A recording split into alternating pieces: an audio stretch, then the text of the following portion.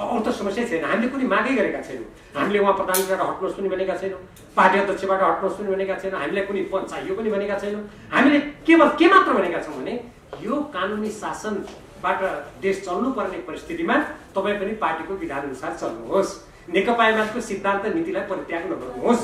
एउटा कुनै देशले दिने सहयोगको बारेमा विज्ञापन गरेर प्रशंसा गर्ने कुरा, योभन्दा देशभक्त नेपालीहरूको लागि लाजमर्दो कुरा के हुनसक्छ?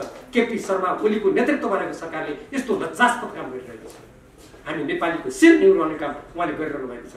त्यति मात्र होइन, उहाँका विश्वासपात्र बनेका अर्थमन्त्री युवराज खतिवड़ाले प्रतिनिधि सभामा अनुमोदनको लागि पेश गरिएको एमसीसँगको सम्झौता अनुमोदन नहुँदै कार्यान्वयन सम्झौता गर्नुभयो गोप्य रूपमा। पत्रकार साथीहरूले खोजेर हेर्नुहोस् त। अनि कुनै सम्झौता अनुमोदन नहुँदै नेपालले स्वीकृत नगर्दै त्यसलाई कार्यान्वयन गर्न गोप्य सम्झौता गर्ने अमेरिकासँग, 5 तारे होटलमा कार्यालय खोलेर देशको राजस्वको दोहन गर्ने, अनि त्यो अनुदान त यस्तो राम्रो हो उस्तो राम्रो भनेर विज्ञापन गरेर तपाईँ हाम्रो राजस्वमाथि खेलबाड गर्ने यो काम साँच्चीकै भन्ने हो भने यस्तो गर्ने व्यक्तिहरूलाई नेपालको कानुन लागेर दण्डित गर्नुपर्ने हो। युवराज खतिवड़ाजीले जुन मैले अघि भनेका 2टा काम छन्, यी साँच्चीकै भन्ने भने देशद्रोह भनेर उहाँलाई मुद्दा चलाइनु पर्ने हो। त्यति गम्भीर कुरा हो। केपी शर्मा ओलीसँग व्यक्तिगत रूपमा कुनै दुराग्रह छैन, पूर्वाग्रह पनि छैन, र उहाँ प्रधानमन्त्री किन हुनुभयो भन्ने कुरा पनि छैन, किनभने हामी नै प्रस्तावक थियौँ, हामीले नै मतदान गरेका हौँ। त्यसमा कुनै पनि त्यो विषयसँग सम्बन्धित छैन। कुनै व्यक्ति कुनै पदमा जानु नजानुसँग पनि यो विषय सम्बन्धित छैन। अलग पार्टी किन खोलेको भन्ने जस्तो हास्यास्पद प्रश्न गर्नुभयो। हामीले उहाँलाई भनेका छौँ, तपाईँलाई त्यो गलत सूचना कहाँबाट तपाईँले प्राप्त गर्नुभयो? हामीले अलग पार्टी खोलेका पनि छैनौँ, हामीले सञ्चालन गरेका पनि छैनौँ, र यो हुँदै नभएको कुरालाई मनगढन्ते कल्पित कुरा यो प्रश्न सोध्नु आफैमा हास्यास्पद छ, यो गलत कुरा हो भनेर हामीले त्यसलाई स्पष्ट गरिसकेका छौँ। हामीले त्यो कुनै पनि काम गरेका छैनौँ। अनि यत्तिकै हल्ला गरेर कार्यकर्तालाई तर्साउने, धम्क्याउने र एउटा लोकतन्त्रमा विश्वास गर्ने पार्टीको नेताको हैसियतले गर्नै नहुने काम उहाँहरूले गरिरहनु भएको छ। तर हामी त्यस्तो धम्कीबाट र त्यस्तो गैर कानुनी र पार्टीको विधान विपरीतको कामबाट हामी कुनै त्यसबाट हामी चिन्तित या विचलित हुने भन्ने कुरै छैन। नेकपा एमाले जस्तो पहिले नेपाल कम्युनिस्ट पार्टीलाई पनि विभाजित गर्नको लागि भूमिका खेल्ने, अर्को पार्टी निर्वाचन आयोगमा गएर दर्ता गर्ने, 1501 जनाको कमिटी बनाए भनेर अपानी जारी गर्ने, र अहिले आएर फेरि अदालतले नेकपा एमाले चलाउनु त भन्दा फेरि त्यो पार्टीलाई पनि विभाजन गर्नको लागि पार्टी विधान विपरीत काम गर्ने कुरा देखेर हामीलाई दुःख अवश्य लागेको छ। बालुवाटारको बैठक यो नेकपा एमालेका कुनै पनि पार्टीको विधान मान्ने, नीति मान्ने, राष्ट्रिय मार्गदर्शन मान्ने व्यक्तिको लागि त्यो अवैध बैठक भएको हुनाले त्यसलाई मान्यता दिँदैनौँ, मान्यता दिने पनि कुरा आउँदैन। यदि त्यो द्विपक्षीय विकास सम्बन्धी त्यो सम्झौता हो, त्यो कुनै अन्तर्राष्ट्रिय कानुन हो र होइन नि? अनि त्यसलाई प्रतिनिधि सभामा अर्थात् संसदबाट पारित गराउनु पर्ने किन आवश्यकता पर्यो? अब यदि मिलेनियम एमसीसीसँगको सम्झौतालाई संसदबाट अनुमोदन गरियो भने 1950 का ती असमान प्रावधानहरू जस्तो भारतीयहरूले नेपालमा आएर असीमित रूपमा जग्गा किन्न पाउने भन्ने कुरा नेपालको कानुनबाट अहिले बन्देज लगाइएको छ। तर यो मिलेनियम च्यालेन्ज कर्पोरेसन सँगको सम्झौतालाई अनुमोदन गरियो भने 1950 का ती असमान सबै प्रावधानहरू सक्रिय हुनेछ। एमसीसी अनुमोदन गरेको कुरा नजिकको रूपमा स्थापित हुनेछ। अनि हामी नेपाली कहाँ रहनेछौँ? अब उहाँले पुरै फुटाएर जानुभयो भने त्यति बेला हामी निर्णायक कदम चाल्छौँ। सर्वोच्च अदालतबाट नेपाल कम्युनिस्ट पार्टी नेकपा पुनः अस्तित्वविहीन भएर नेकपा एमाले र नेकपा माओवादी केन्द्र अलग अलग पार्टीको रूपमा रहने भनेर फैसला गरिसकेपछि स्वाभाविक रूपमा यी 2टा पार्टीका पूर्ववत संरचनाहरू क्रियाशील हुनुपर्ने कुरा स्पष्ट छ। हामीले त्यसपछि लगत्तै नेकपा एमाले पनि पूर्ववत स्थानमा फर्किने भन्ने अदालतको फैसला भइसकेपछि तदनुकूल नै यसका केन्द्रीय कमिटी र अरू सबै मार्फतका कमिटीहरू, जनसंगठन, पेसागत संगठन यथावत रूपमा सञ्चालित हुनुपर्छ भन्ने कुरा राखेका थियौँ। तर पार्टी अध्यक्ष केपी शर्मा ओलीजीले फागुन 28 गते बालुवाटारमा हामीहरू कसैलाई पनि जानकारी नगराए आफू पक्षीय भनेकाहरूलाई पनि बालुवाटारमा तपाईहरुलाई आमन्त्रण गरिएको छ भन्ने भाषा प्रयोग गरेर उहाँले गुटको बैठक गर्नुभयो। त्यो गुटको बैठकलाई उहाँले केन्द्रीय कमिटीको संज्ञा दिएर हाम्रो पार्टी नेकपा एमालेको विधानको धारा 13, 13 क, 14, 58 र पार्टीको प्रस्तावना विपरीत उहाँले 9 राष्ट्रिय महाधिवेशनबाट निर्वाचित केन्द्रीय कमिटी भङ्ग गरिएको, त्यसको स्थानमा 10औं राष्ट्रिय महाधिवेशन आयोजक कमिटी गठन गरिएको र त्यो कमिटीमा नेकपा एमालेको कहिल्यै सदस्य नभएका, यो पार्टीको विकासमा कुनै योगदान नगरेका केही व्यक्तिहरूलाई मनोनयन गरिएको उहाँले निर्णय भएको सार्वजनिक गर्नुभयो। त्यसको साथसाथै हाम्रो पार्टीको विधान पद्धति 9 राष्ट्रिय महाधिवेशनको निर्णयलाई उल्लङ्घन गरेर 9 राष्ट्रिय महाधिवेशनबाट निर्वाचित पदाधिकारीहरूको जिम्मेवारीलाई हटाउने, परिवर्तन गर्ने अनाधिकृत काम गर्नु। त्यहीबाट नेकपा एमाले जसरी सर्वोच्च अदालतको फैसला पश्चात पूर्ववत रूपमा क्रियाशील हुनुपर्ने थियो त्यो मार्गमा उहाँले अवरोध सिर्जना गर्नुभयो, बाधा विघ्न तिर्स्याउनुभयो। हामीले त्यसलाई अस्वीकार गर्यौं र हामीले उहाँलाई भन्यौं सर्वोच्च अदालतको फैसलाको सम्मान गरिनुपर्छ र त्यो सम्मान त्यति बेला मात्रै हुन्छ जब नेकपा एमाले 2075 साल जेठ 3 गते भन्दा अगाडि जुन अवस्थामा थियो त्यही अवस्थामा यसका सम्पूर्ण संस्थात्मक प्रणालीहरू क्रियाशील हुनुपर्छ, तब मात्रै हामी एउटा स्वाभाविक रूपमा अगाडि बढ्न सक्छौं भन्ने हामीले कुरा गर्यौं। यही भावना अनुसार चैत्र 2 गते पार्टी केन्द्रीय कार्यालय धुम्बाराईमा भएको छलफलमा हामीले केपी शर्मा ओलीजी र उहाँसँग निकट रहनुभएका केही साथीहरू र हामीहरू पनि गएर हामीले छलफल गर्यौं र त्यो छलफल क्रममा पनि हामीले स्पष्ट भन्यौं सर्वोच्च अदालतले फैसला गरिसकेपछि त्यसको सम्मान गरिनुपर्छ र तदनुकूल नै पार्टी पूर्ववत रूपमा क्रियाशील हुनुपर्छ भन्ने कुरा हामीले राख्यौं। उहाँले त्यो कुरा मान्नु भएन। हामीले तिनीहरू उहाँलाई भनेका थियौं यदि तपाईले मान्नु भएन भने यो पार्टीको विधानको रक्षाको लागि, यसको कार्यक्रम नीति सिद्धान्त र प्रणालीको रक्षाको लागि हामीले देशभरिका नेकपा एमालेका इमानदार कार्यकर्ता र नेताहरूलाई राष्ट्रिय भेलामा आमन्त्रण गरेर यसबारेमा छलफल गर्नुपर्ने आवश्यकता हुन्छ।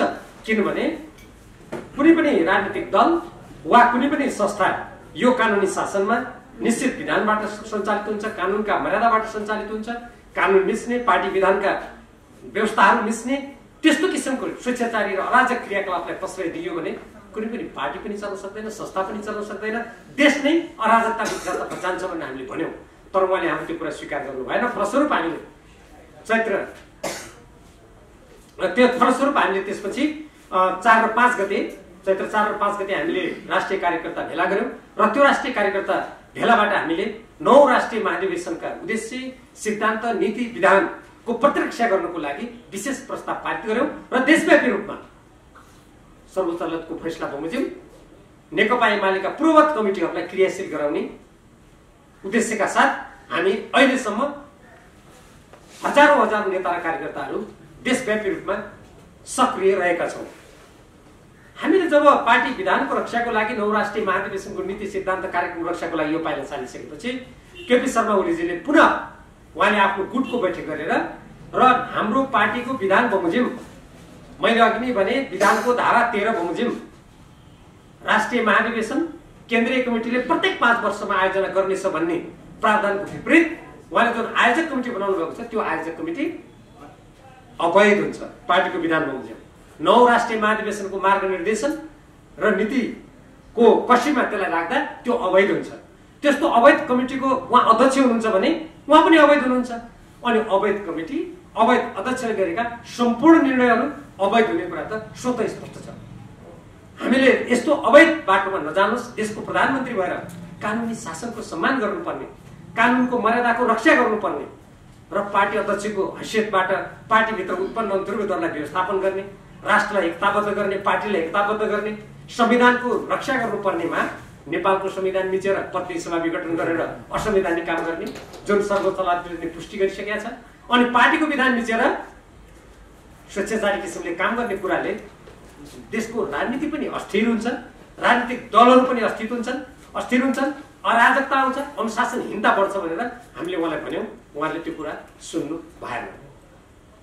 त्यो कुरा सुन्नुको सट्टा उहाँले त्यसपछि हामीलाई कथित स्पष्टीकरण सोध्नुभयो। पहिले पार्टी अध्यक्षको हैसियतले हामीले त्यसलाई स्पष्टीकरणको जवाब नदिएर उहाँलाई नै नेपाली जनता र नेकपा एमालेका कार्यकर्ता र नेताहरूको तर्फबाट कतिपय कुराहरू स्पष्ट पार्नको लागि उहाँलाई आग्रह गर्यौँ। उहाँले त्यसलाई सार्वजनिक रूपमा स्पष्ट अहिलेसम्म गर्नुभएको छैन।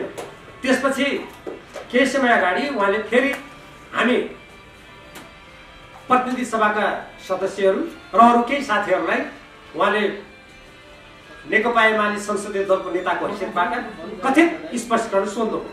त्यो स्पष्टीकरणमा केही कुरा हास्यास्पद किसिमले उहाँले चर्चा गर्नुभएको छ। जस्तै हामीले चैत्र 4 र 5 गते गरेको राष्ट्रिय कार्यकर्ता भेला जो 9 राष्ट्रिय महाधिवेशनबाट पारित विधानको रक्षाको लागि थियो, सिद्धान्त नीति कार्यक्रमको रक्षाको लागि थियो, त्यसलाई उहाँले अलग पार्टी किन खोलेको भन्ने जस्तो हास्यास्पद प्रश्न गर्नुभयो।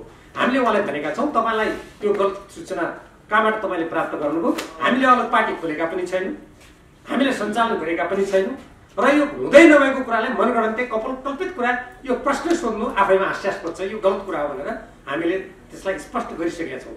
संसदीय दलको नेता उहाँ हुनुभएको हुनाले हामीले त्यसलाई स्पष्टीकरणकै रूपमा दिएका छौँ। पहिलेको कुरा उहाँलाई त्यो सोध्ने कुनै अख्तियारी नै थिएन, त्यो कमिटी नै अवैध थियो, त्यसैले हामीले त्यसलाई स्पष्टीकरण दिइरहनु पर्ने आवश्यकता नै ठानेनौँ। तर उहाँ संसदीय दलको नेता हुनुभएको हुनाले हामीले उहाँलाई संसदीय दलको नेताको हैसियतबाट त्यो कुरालाई स्पष्ट गरेका छौँ, स्पष्टीकरण दिएका छौँ। अब यही प्रसङ्गमा आज बालुवाटारमा उहाँले फेरि त्यो राष्ट्रिय महाधिवेशन आयोजक कमिटी भन्ने हाम्रो विधानको दृष्टिकोणबाट, विधानका व्यवस्थाबाट अवैध कमिटीको बैठक उहाँले बालुवाटारमा बोलाउनु भएको छ। अब त्यो अवैध कमिटीमा हामीले सहभागी हुने कुरै हुँदैन। नेकपा एमालेको 9 राष्ट्रिय महाधिवेशनको मान्यतालाई स्वीकार गर्ने, 9 राष्ट्रिय महाधिवेशनको वैधतालाई आत्मसात गर्ने, त्यसबाट निर्वाचित, त्यसबाट पारित विधानलाई मान्ने, निर्वाचित कमिटीलाई मान्ने कुनै पनि नेकपा एमालेको इमानदार सदस्यले, अनुशासित कार्यकर्ताले त्यसको विपरीत गठन गरिएको आयोजक कमिटीको कथित बैठकमा भाग लिने प्रश्नै आउँदैन। त्यो अवैध बैठक छ र त्यो आयोजक कमिटी स्वतः अवैध छ। त्यसको अध्यक्ष हो यदि हुनुहुन्छ भने उहाँको त्यो पद पनि अवैध हो। त्यसैले हामीले त्यसमा सहभागिता जनाउने कुरालाई अस्वीकार गरेका छौँ। अब जहाँसम्म यो स्पष्टीकरणबाट सांसद पद जाने वा नजाने भन्ने प्रसङ्ग छ, पहिलो कुरा त कुनै व्यक्तिले भन्दैमा कसैको पद गइहाल्दैन। त्यहाँ कानुनका प्रावधान छन्, व्यवस्था छ। जस्तै उदाहरणको लागि कुनै एउटा पार्टीमा आबद्ध सांसदले छुट्टै पार्टी खोलेको सूचना दिएमा वा पार्टी परित्याग गरेको सूचना दिएमा वा कुनै राष्ट्रिय महत्त्वका विषयमा पार्टीबाट संसदमा मतदान गर्नु भनेर दिएको निर्देशन, जसलाई अङ्ग्रेजीमा व्हिप भनिन्छ, त्यसको उल्लङ्घन गरेमा मात्रै सांसदको पद जाने वा सम्बन्धित सदस्य पदमुक्त हुने व्यवस्था छ। हामीले त्यो कुनै पनि काम गरेका छैनौँ। अनि यत्तिकै हल्ला गरेर कार्यकर्तालाई तर्साउने, धम्क्याउने र एउटा लोकतन्त्रमा विश्वास गर्ने पार्टीको नेताको हैसियतले गर्नै नहुने काम उहाँहरूले गरिरहनु भएको छ। तर हामी त्यस्तो धम्कीबाट र त्यस्तो गैर कानुनी र पार्टीको विधान विपरीतको कामबाट हामी कुनै त्यसबाट हामी चिन्तित या विचलित हुने भन्ने कुरै छैन र देशको सामाजिक परिवर्तनको लागि, देशको स्वाधीनता, स्वतन्त्रता, अखण्डता र देशको स्वाभिमान समृद्धिको लागि कटिबद्ध हिजोदेखि निरङ्कुश व्यवस्थाका अनेकौं चरणहरूमा विभिन्न दमन यातनाका श्रृङ्खलाहरू पार गरेर न्यायका हामी व्यक्तिहरू त्यो कुनै व्यक्तिका यस्ता प्रकारका क्रियाकलापबाट हामी रत्तिभर पनि किञ्चित पनि विचलित हुने र त्यसबाट हामी चिन्तित हुने कुरै आएन। यद्यपि हामीले गत संविधान सभामा दुई पटक संविधान सभाको निर्वाचन गरेर जसरी नेपालको संविधान बनायौँ, हामीले नाकाबन्दीको सामना गर्नु पर्यो। हाम्रा देशका लिम्पियाधुरा, लिपुरे, कालापानीमा आज पनि अतिक्रमण भइरहेको छ, हाम्रा सिमाना मिचिएका छन्।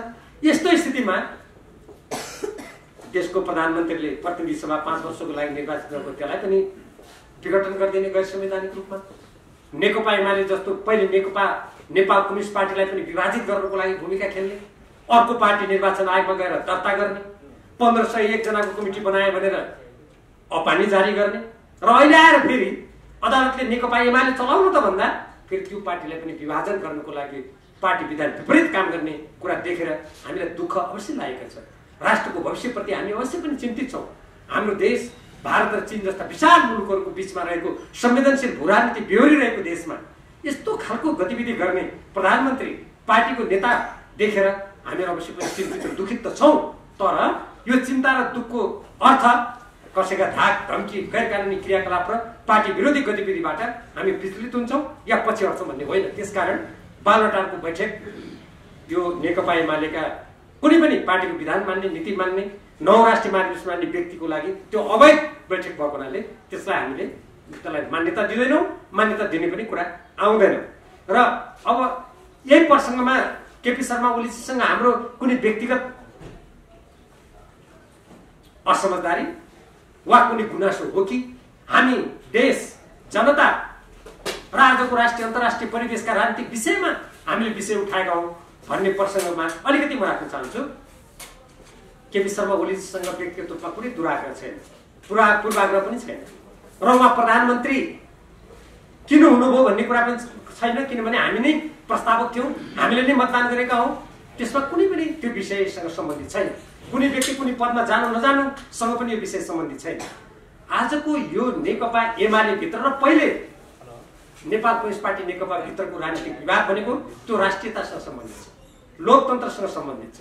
नेपाली जनताले यत्रो ठुलो त्याग तपस्या बलिदान गरेर ल्याएको नेपालको संविधानको रक्षासँग सम्बन्धित छ, लोकतान्त्रिक मान्यताको रक्षा र सुरक्षासँग सम्बन्धित छ। यी विषयहरूमा जस्तै उदाहरणको रूपमा केपी शर्मा ओलीजीले यहाँहरूलाई थाहा छ पहिले एसिया प्रशान्त क्षेत्र सम्मेलनको नाममा उहाँले जसरी नेपालको संस्कृतिमाथि प्रहार गर्नको लागि आफै अग्रसर भएर उहाँले काम गर्नुभयो।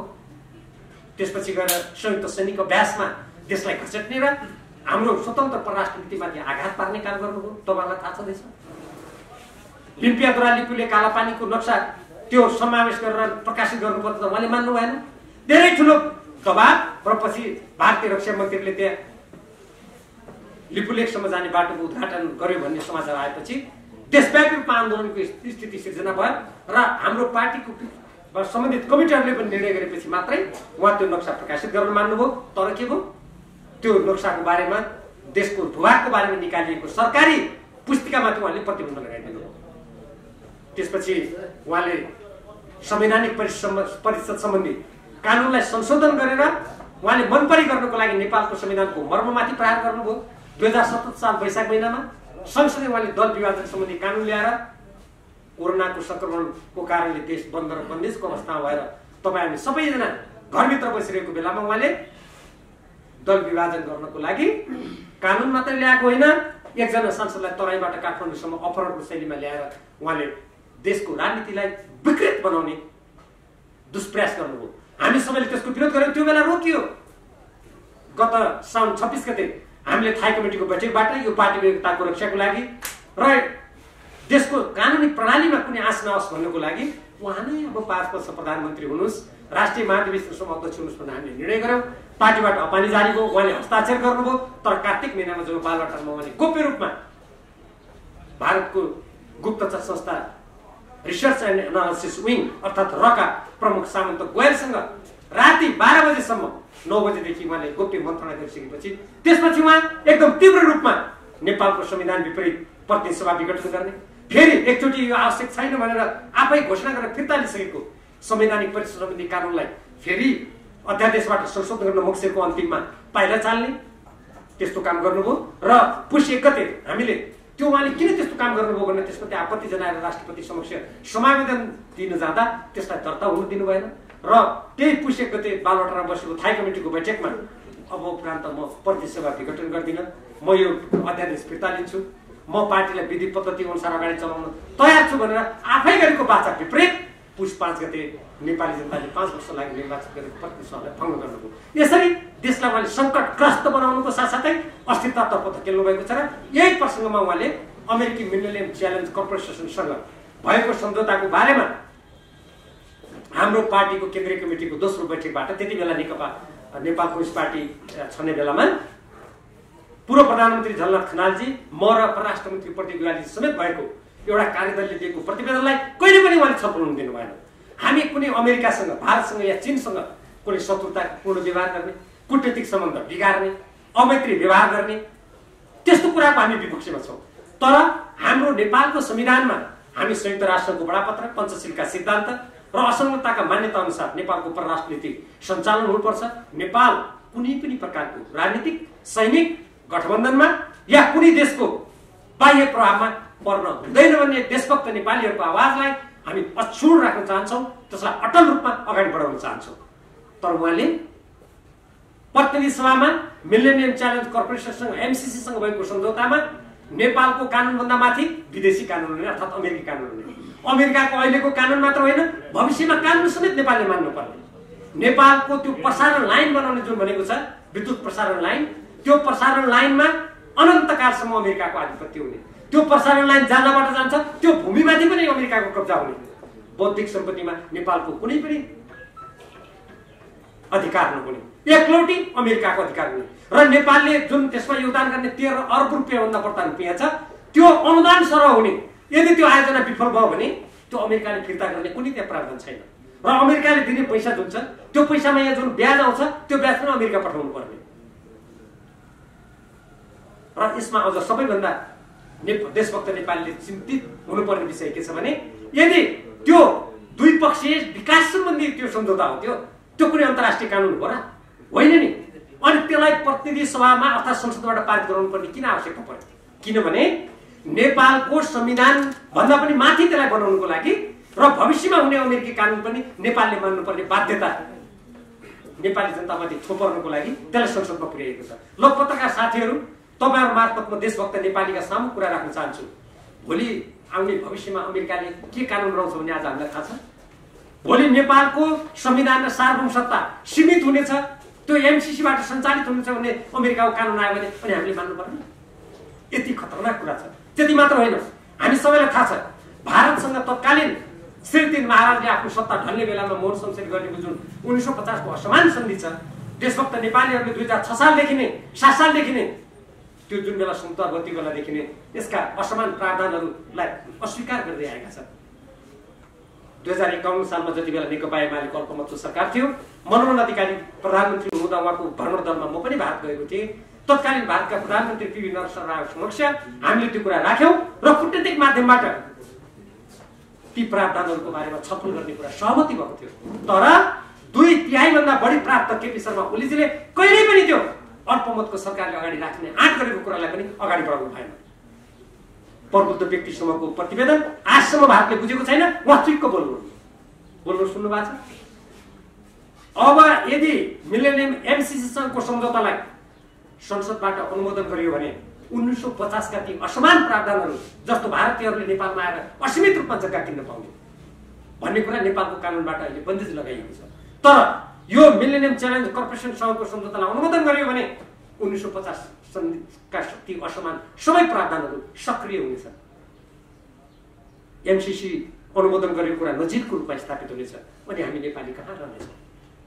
कवि माधव कविवर राष्ट्रकवि माधव घिमिरेको त्यो कविताको स्मरण, त्यो गीतको स्मरण गर्नुपर्ने हुन्छ। त्यसपछि चुलिन्छ कहाँ उचाइ हाम्रो हिमालय नरहे, रहौँला कहाँ नेपाली हामी नेपालै नरहे। नेपालको धरती भूमि अर्काको पूजामा गयो भने के आज तपाईँ पत्रकार साथीहरू, हामी देशभक्त नेपालीहरू हामी नेपाली हौँ भनेर आफ्नो पेसा व्यवसाय गर्न पाउँछौँ? त्यस कारणले हामीले यी अरू यी लगायतका थुप्रै प्रावधानहरू पनि छन्। मैले छोटकरीमा तपाईँहरूलाई भने र यी प्रावधानहरू नेपालको हितमा संशोधन गरिनुपर्छ, हटाइनुपर्छ भन्ने हाम्रो भनाइ हो। यदि कुनै देशले निस्वार्थ ढङ्गले अनुदान दिन्छ भने रेडियोमा नेपाली जनताले तिरेको राजस्व तिरेर राजस्व खर्च गरेर फलानु देशले दिने सहयोग राम्रो हो, तिमीले जागिर पाउँछौ, तिमी इन्जिनियर रहेछौ भनेर प्रचार गर्ने यो कुरा लज्जास्पद होइन।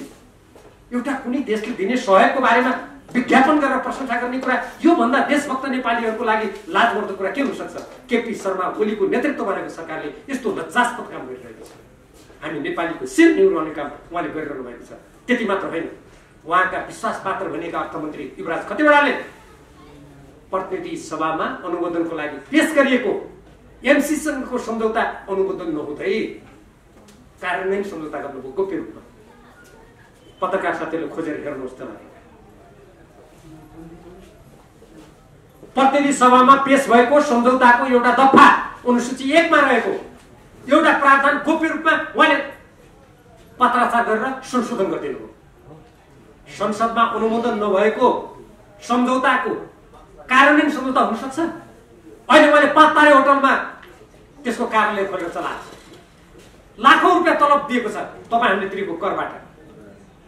अनि कुनै सम्झौता अनुमोदन नहुँदै नेपालले स्वीकृत नगर्दै त्यसलाई कार्यान्वयन गर्न गोप्य सम्झौता गर्ने अमेरिकासँग, 5 तारे होटलमा कार्यालय खोलेर देशको राजस्वको दोहन गर्ने, अनि त्यो अनुदान त यस्तो राम्रो हो उस्तो राम्रो भनेर विज्ञापन गरेर तपाईँ हाम्रो राजस्वमाथि खेलबाड गर्ने यो काम साँच्चीकै भन्ने हो भने यस्तो गर्ने व्यक्तिहरूलाई नेपालको कानुन लागेर दण्डित गर्नुपर्ने हो। युवराज खतिवडाजीले जुन मैले अघि भनेका 2टा काम छन्, यी साँच्चीकै भन्ने भने देशद्रोह भनेर उहाँलाई मुद्दा चलाइनु पर्ने हो। त्यति गम्भीर कुरा हो। अनि यस्तो कामको संरक्षण केपी शर्मा ओलीजीले के कारणले गर्नुभयो? देशको प्रधानमन्त्री भएको व्यक्तिले कुनै पनि देशमा आफ्नो देशको राष्ट्रिय हितको सुरक्षा गर्छ, आफ्नो राष्ट्रिय सुरक्षाको लागि काम गर्छ, अनि अर्काको देशको हिन्द प्रशान्त क्षेत्रको रणनीति हो भनेर अमेरिकी मन्त्रीहरूले बारम्बार भनेको छ। नेपाल कुनै देशको रणनीतिको अंग हुन सक्दैन।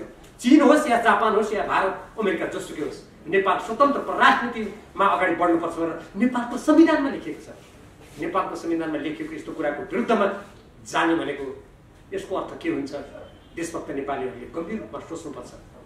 हाम्रो देश पृथ्वीनारायण शाहले एकीकरण गरेदेखि कतिपय देशहरू अर्काको अधीनमा गए, तर हामी कहिले पनि पराधीन भएनौँ। यद्यपि लडाइँमा पराजित भएर हामीले भूमि गुमाउँदाखेरि भूमि गुमायौँ हामीले के, तर हामी पराधीन भएनौँ। तर आज यत्रो शिक्षा आर्जन गरेका विदेशका यति धेरै देशहरूमा प्रवासी नेपालीको रूपमा भएर देश विदेशको बारेमा जानकारी प्राप्त गरेका यत्रो सञ्चारकर्मीहरू आज छिनछिनमा नेपाली जनतालाई सूचना दिइरहेको नेपालमा यसरी देशको स्वाधीनतामाथि आँच आउँदाखेरि हामी यदि चुप लाग्यौँ, यदि हामीले यी सम्पूर्ण कुरालाई गम्भीर रूपमा अगाडि लिएनौँ र सरकारका यस्ता राष्ट्रिय हित विरोधी क्रमलाई रोक्न हामीले पाइला चालेनौँ भने कुनै दिन हामी नेपालीले हाम्रो पराधीनता बेहोर्नु पर्ने स्थिति आउन सक्दछ, स्वाधीनता गुमाउनु पर्ने स्थिति आउन सक्दछ।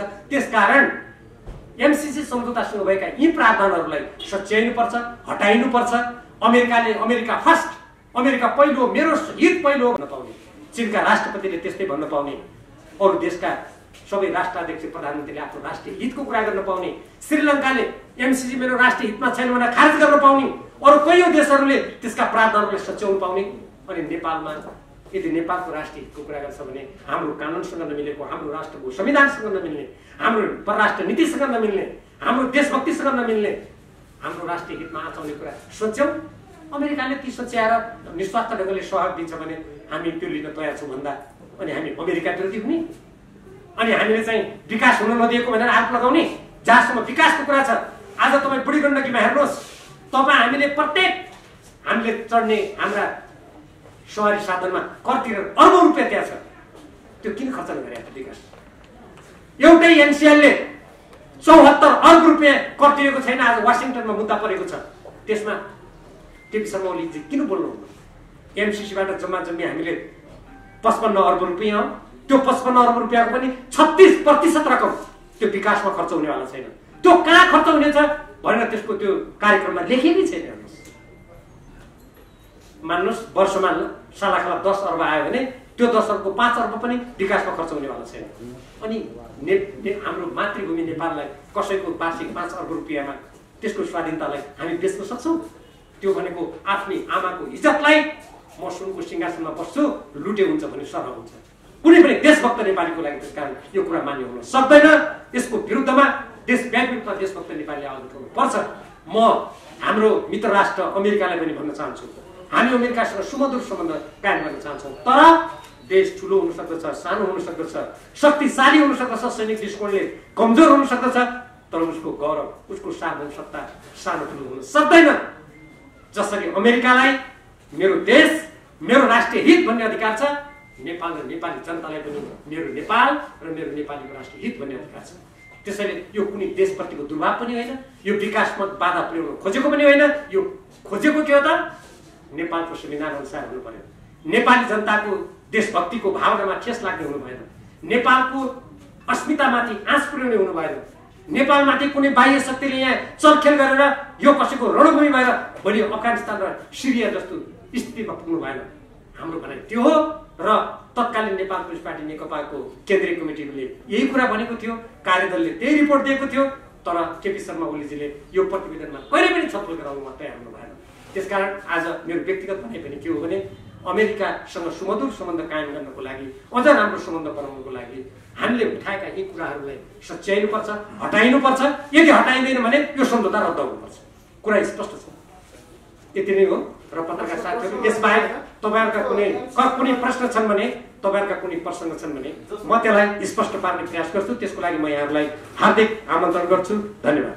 जस्तो तपाईँले यदि संशोधन भनेर रद्द गर्नुपर्छ भन्नुभएको छ, रद्द गर्ने काममा संसदमा भोटिङ गरेर र तपाईँले एउटा सुनौलो अवसर पनि छ, तपाईँहरूले कसैलाई राष्ट्रघाती राष्ट्रद्रोही भनेर त्यागाउनुभन्दा संसदमा गएर मतदान गराएर एमसिसीको पक्षमा कसले मतदान गर्दो रहेछ भनेर नेपाली जनताले पनि देखाउने अथवा राष्ट्रघातीहरू भनेर तपाईँहरू उदाङ्ग गराउने एउटा अवसर पनि छ। तपाईँहरू संसदमा किन पेश गर्न चाहनुहुन्न? होइन, हामीले किन चाहेनौँ भने सरकारले यसलाई पारित गर्नुपर्छ भन्ने प्रस्ताव ल्याइसकेपछि अनि बहुमत प्राप्त सरकारले पारित गर्ने भएन। अनि यो जनतालाई देखाउने कुरा महत्त्वपूर्ण हो कि राष्ट्रको हितमा नभएको कुरालाई रोक्ने कुरा महत्त्वपूर्ण हो? मलाई लाग्छ रोक्ने कुरा महत्त्वपूर्ण हो।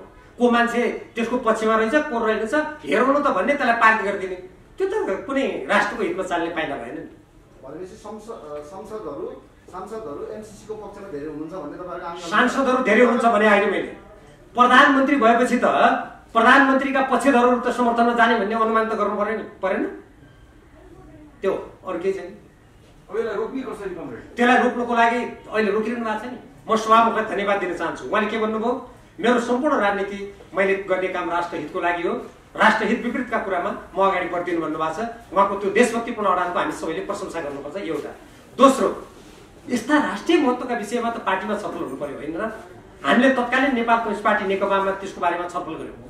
त्यसले कार्यदलले प्रतिवेदन दियो। त्यो प्रतिवेदनबारे पार्टीमा छलफल नगरिकन संसदमा जान्छ त? अहिले सबै राजनीतिक दलमा त्यो छलफल हुनु पर्यो। त्यसका राष्ट्रहितमा नभएका कुराहरू छन् भने छन्, जुन कुरा छन् भन्यो भने कि छन्, त्यसलाई संशोधन गर्नु पर्यो, हटाउनु पर्यो शुद्ध रूपमा। जसरी अरू देशबाट सहयोग आउँछ अनि त्यो सहयोग सबै पार्टीले संसदमा गएर अनुमोदन हुने देख्नु भएको छ त? चीनले दिन्छ, भारतले दिन्छ, जापानले दिन्छ। त्यो त द्विपक्षीय सम्झौता भएर त्यसको त विकासको कार्यान्वयन हुन्छ नि। अनि त्यो मात्रै संसदमा गएर अनुमोदन गर्नुपर्ने किन? किनभने नेपालको संविधानभन्दा कानुनभन्दा त्यसलाई माथि राख्नु परेको छ। जसले गर्दा तपाईँ हाम्रो नेपालीहरूको आफूले आफ्नो कानुन बनाउनु पर्ने अधिकारलाई त्यसले कुल्चिनु पर्नेछ। त्यसकारण गरे हो नि। त्यसलाई रोक्ने कसरी भने संसदमा पनि सबै देशभक्त सांसदहरूले त्यसलाई अस्वीकार गर्नलाई उहाँहरूले आवाज उठाउनु पर्यो। यहाँहरू जस्तो पत्रकार साथीहरू देशभक्त नेपालले देशव्यापी रूपमा भन्नु पर्यो, यसका हाम्रो राष्ट्रिय विपरीतका प्रावधानहरूलाई संशोधन गरिनुपर्छ, हटाइनुपर्छ। त्यसलाई हटाएर अमेरिकासँग सहयोग लिने कुरामा कुनै आपत्ति भएन। नेकपा एमाले व्हिप जारी गरेर एमसिसीको पक्षमा मतदान गर्नु भन्यो भने तपाईँहरू फ्लोर क्रस गर्नु भएको छ। अब हेर्नुहोस्, यो विषय जुन तपाईँले भन्नुभयो, यो विषयमा हामी त्यसै बेला निर्णय गर्छौँ जुन बेला त्यो आउँछ। अहिले त आएको छैन। अस्ति ल्याउनुको लागि त्यहाँ निकै नै चर्चा हामीले सुनेका थियौँ, तर प्रधानमन्त्रीले हठात 1 बजे कहिले नेपालको संसदमा नभएको कहिले पनि नभएको हेर्नुहोस्। त्यहाँ प्रतिनिधि सभाको सभामुखले या संसदका माथिको राष्ट्रिय सभाका अध्यक्षले त्यो बैठकमा आफ्नो कामको विवरण सुनाउने, राष्ट्रपतिको पत्र पढेर सुनाउने, ती मान्यता होइन। त्यो संसदमा के हुन्छ भने त्यहाँ स्थापित मान्यता कानुन सरह लागु हुन्छ। हेर्नुहोस्, ती सबै कुल्चेर 1 बजे बैठकको अन्त्य भनेर उहाँले भन्नुभयो। त अब त्यसकारण अब आउने दिनमा बैठक बस्दाखेरि कसरी ती कुरा पेश हुन्छ, त्यही अनुसार हामीले राष्ट्रको हितलाई सर्वोपरि राखेर पाइला चाल्नुपर्ने हुन्छ। ठ्याक्कै मलाई के बताउनुहोस् भन्दाखेरि अहिले जसरी नेपाल कम्युनिस्ट पार्टी एमाले विभाजनको तयारीमा जुटेको छ, तपाईँले जतिसुकै ठुलो कुरा गरे पनि अब पार्टी 2 भाग भइसक्यो, 2 चिरा भइसक्यो र पार्टी फुटाउनको लागि प्रधानमन्त्री केपी शर्मा ओलीले पनि तपाईँहरूलाई चेतावनी र चुनौती पनि दिइसक्नु। आज बालुवाटारमा अहिले बैठक राखेर भन्नुभएको छ माधवकुमार नेपाल, झलनाथ खनाल र भीमराव नआए पनि एमालेलाई कुनै फरक पर्दैन भनेर उहाँले घोषणा गरिसकेको अवस्थामा अब तपाईँहरू त्यही पार्टीमा टाँसेर बस्नुहुन्छ कि अर्को नयाँ पार्टी खोल्नुहुन्छ क्या? एउटा क्लियर कट हुनुहोस् न। तपाईँ जस्तो बौद्धिक नेता दुधारमा दुविधामा अन्यमा हुनुहुन्छ, कुनै विचार छैन। ऋषिजी, पहिलो कुरा म छोटकैमा मात्रै जवाब दिन्छु। हामी दुविधामा पनि छैनौँ, अन्यलमा पनि छैनौँ। हामी त्यो पार्टीमा टाँसेका हुन्। हामी त्यो पार्टीका निर्माता। म तपाईँहरूलाई अघि नै भने 9 राष्ट्रिय महाधिवेशनबाट उपाध्यक्ष पदमा केपी शर्मा ओलीजी भन्दा बढी मत ल्याएर निर्वाचित मान्छे हो। केपी शर्मा ओलीजी म 9 राष्ट्रिय महाधिवेशनबाट निर्वाचित अध्यक्ष मेरो पद कसरी जान्छ भन्नुहुन्छ, अनि त्यो भन्ने अधिकार हामीलाई हुँदैन। हामी टाँसेका होइनौँ, हामी त त्यो पार्टीका 9 राष्ट्रिय मानिसबाट निर्वाचित व्यक्ति हौ। केपी शर्मा ओलीजीले के गरिदिनु भयो? फागुन 28 गते पार्टीको विधान मिचेर अवैध किसिमले सबैलाई हटाइदियो भनेर अवैध घोषणा गर्नु भएको छ। त्यो अवैध घोषणा हाम्रो लागि मान्य छैन। अब जहाँसम्म तपाईँहरू के गर्दै हुनुहुन्छ भन्ने कुरा छ, हामी उहाँका ती अवैध गतिविधिहरूलाई अस्वीकार गरेर देशव्यापी रूपमा नेकपा एमालेका इमान्दार कार्यकर्तालाई सङ्गठित गर्दैछौँ। उहाँका ती गलत कार्यक्रममा क्रियाकलापलाई रोक्नको लागि उहाँले रोक्नु भएन भने जसरी उहाँ चाहिँ यो नेकपा एमालेमा योगदान नभएका मान्छेलाई पार्टीमा राख्ने, पार्टीमा लामो समयदेखि 32 सालदेखि कोअर्डिनेसन केन्द्रकालदेखि काम गरेका मान्छेलाई निकालिदिने हास्यास्पद काम गरेर उहाँले जुन पार्टीलाई विभाजन गर्न खोज्नु भएको छ, अन्तिममा पनि उहाँका यी फुटवादी क्रियाकलापको विरुद्ध हामी उभिन्छौँ, नेकपा एमालेलाई जोगाउने कोसिस गर्छौँ। अब उहाँले फुटाएरै अब आधा त उहाँले फुटाइसक्नु भएको छ, ठिकै ऋषिजीले भन्नुभएको। अब उहाँले पुरै फुटाएर जानुभयो भने त्यति बेला हामी निर्णायक कदम चाल्छौँ। त्यो निर्णायक कदम भनेको उहाँले अन्तिम रूपमा फुटाउँदा जे परिणाम आउँछ त्यो परिणामको प्रतिवाद गर्ने, सङ्गठित रूपमा प्रतिवाद गर्ने। उहाँलाई हटाउने कि तपाईँहरूले चाहिँ भाग्ने पार्टीमा? हामी त भाग्ने कुरा हुँदैन। हेर्नुहोस्, यो राजनीति भनेको देश जनताको लागि गरिएको हो। यो कुनै व्यक्तिको धम्कीबाट हामीले राष्ट्र र जनताको सेवामा आफ्नो राष्ट्रको हितमा गर्ने कामका हाम्रा पाइलाहरू रोकिने भन्ने कुरै आउँदैन, भाग्ने भन्ने कुरै आउँदैन, डराउने भन्ने कुरै आउँदैन। फेरि यो राजनीति भने केपी शर्मा ओलीजीलाई चिनेर गरे कुरा हो र यो। उहाँ 9 राष्ट्रिय मानिसबाट अध्यक्ष हुनुभयो त हामी उपाध्यक्ष थियौँ, कोही हामी उपमहासचिव थियौँ, कोही सचिव थियौँ, कोही सदस्य थियौँ। त्यो उहाँको व्यक्तिगत त्यो कुनै नेकपा एमाले भनेको कम्पनी त होइन नि, प्राइभेट लिमिटेड कम्पनी त होइन। त्यस्तै देखिया छ, केपी ओली प्राइभेट कम्पनी जस्तो देखिया छ। त्यसपछि तपाईँहरूसँग रहेका जुन 30-32 जना सांसदहरूलाई समेत पदमुक्त गर्ने गरी मैले स्पष्टीकरण सुन्ने सम्मको कुराहरू आएको छ। यस सन्दर्भमा के भन्नुहुन्छ? अब उहाँका गतिविधिले तपाईँले भनेको कुरा ठिक हो। त्यस्तो खालको व्यक्तिगत कम्पनी जस्तो उहाँले देखाउनु खोज्नुभयो, यो उहाँको अलोकतान्त्रिक र मार्क्सवाद विरोधी चरित्र हो, चिन्तन हो।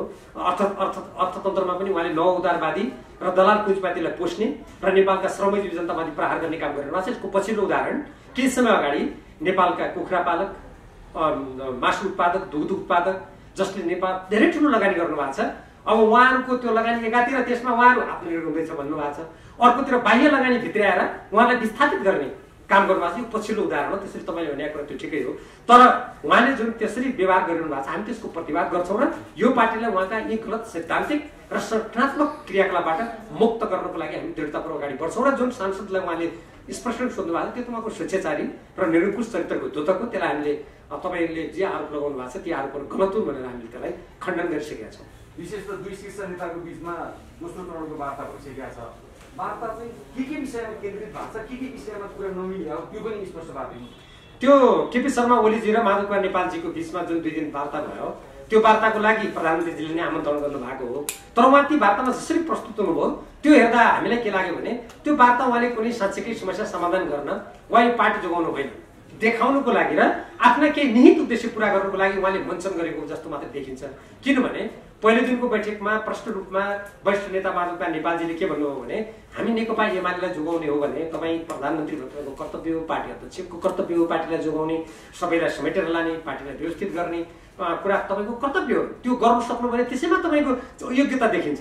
त्यसकारण तपाईँ फागुन 28 गते पार्टीको विधान विपरीत गरेको तपाईँको निर्णय फिर्ता लिनुहोस् भन्दा उहाँले त्यो दिन मान्नु भएन र के भन्नु भने फेरि छलफल गरौँ भन्नुभयो। तर फेरि हिजो त्यो बैठक बस्दाखेरि त्यो बैठकमा उहाँले अब म यो केही कुरा पनि फिर्ता लिन्न, मैले गरेको सबै काम ठिक छ भन्नुभयो र हामीले त त्यो उहाँले गरेको अवैध निर्णयलाई मान्ने कुरा भएन र त्यसकारण वरिष्ठ नेता माधव कुमार नेपालजीले त्यो त मान्न सकिँदैन भनेपछि त्यसपछि त्यो कुरा सक्यो। त्यसैले त्यो वार्ताको कुनै अर्थ पनि छैन, त्यसमा कुनै सार्थक परिणाम पनि आएन र त्यो वार्ता भनेको उहाँले मलाई लाग्छ आज 10 गते उहाँको कथित राष्ट्रिय महाधिवेशन आयोजक कमिटीको बैठक गर्ने बेला हेर्नु मैले त प्रयास गरेका थिएँ तर प्रयास भएन, माधव कुमार नेपालजीले मान्नु भएन भनेर त्यो देखाउन र पार्टी कार्यकर्तामा भ्रम छर्ने र अन्त पनि कोही भ्रम सिर्जना गर्ने उहाँको उद्देश्य होला। त्यो उद्देश्यबाट मात्र मञ्चन गरिएको उहाँको व्यवहारबाट देखिएको छ। हामी साँच्चीकै सार्थक वार्ता चाहन्थ्यौँ र साँच्चीकै नेकपा एमालेलाई यसको पार्टी विधान अनुरूप सर्वोच्चको फैसला अनुसार अगाडि बढाउन चाहन्थ्यौँ, तर त्यो कुरा उहाँको लागि मान्य भएन। डाक्टर भीमराव नेकपा भित्रको बौद्धिक नेता, देशलाई चाहिने राष्ट्रवादी नेता, अझ प्रधानमन्त्री हुनुपर्ने मान्छे तपाईँको व्यक्ति हुनुपर्ने भनेर जनताले आशा गरिराखेका छन्। तपाईँमा त एउटा त्यस्तो सूत्र छ नि जुन सूत्रले गर्दा नेकपा एमाले एक हुन सक्छ, के छ त्यो सूत्र? मैले चैत्र 2 गते धुमाराईको वार्ता विफल भएपछि भोलिपल्ट विशेष आग्रह गरेर बालुवाटारमा गएर 2.5 घण्टा उहाँसँग मैले कुराकानी गरेँ। अब त्यो कुरा सबै विस्तृत रूपमा त यहाँ प्रस्तुत गर्न सम्भव छैन।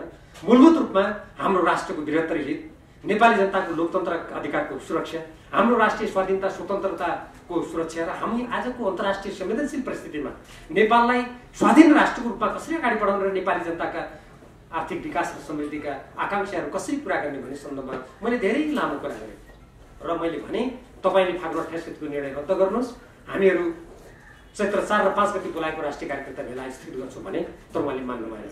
प्रयत्न धेरै गरियो तर उहाँमा एउटा यस्तो किसिमको प्रवृत्ति धेरै गहिरो गरी बढेको देखिन्छ जहाँ उहाँ म हो, मैले गर्नुपर्छ, मेरो स्वार्थ नै आज राष्ट्रको स्वार्थ हो, मैले जे गर्छु त्यो ठिक छ भन्ने अत्यन्त मार्क्सवाद विरोधी अलोकतान्त्रिक चरित्रले धेरै उहाँमा जरा गाडेको देखिन्छ। अब त्यो जरालाई निकाल्ने कुनै उपयुक्त औषधि अहिलेसम्म हामीले भेटिसकेका छैनौँ। अरू त समस्या छैन, हामीले कुनै मागै गरेका छैनौँ। हामीले उहाँ प्रधानमन्त्रीबाट हट्नुहोस् पनि भनेका छैनौँ, पार्टी अध्यक्षबाट हट्नुहोस् पनि भनेका छैनौँ, हामीलाई कुनै पद चाहियो पनि भनेका छैनौँ। हामीले केवल के मात्र भनेका छौँ भने यो कानुनी शासनबाट देश चल्नुपर्ने परिस्थितिमा तपाईँ पनि पार्टीको विधानअनुसार चल्नुहोस्, नेकपा एमालेको सिद्धान्त नीतिलाई परित्याग नगर्नुहोस्, राष्ट्रको हितमा तपाईँ चिन्तन मनन गर्नुहोस् र आफ्ना व्यवहार र कार्यशैलीलाई पनि पार्टीको नीति निर्देशन अनुसार राख्नुहोस् मात्रै हामीले भनेका छौँ। अब त्यो त्यसमा उहाँ तयार हुनुभयो भने त हाम्रो तर्फबाट कुनै समस्या नै छैन। ल धन्यवाद साथीहरू, नमस्कार।